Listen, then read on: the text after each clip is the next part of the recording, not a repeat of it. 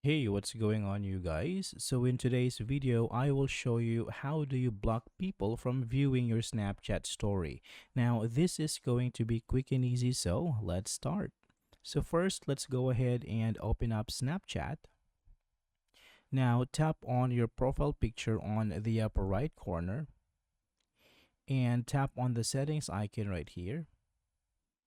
Scroll down and here under privacy control, we can see view my story. So let's tap on this.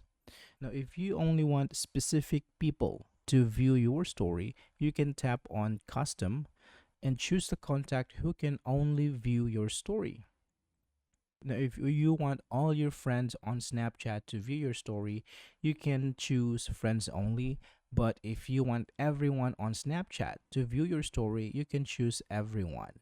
Now, for this video, if you want to block someone from your story, you can tap on custom and uncheck that person from the list so they will not view your Snapchat story.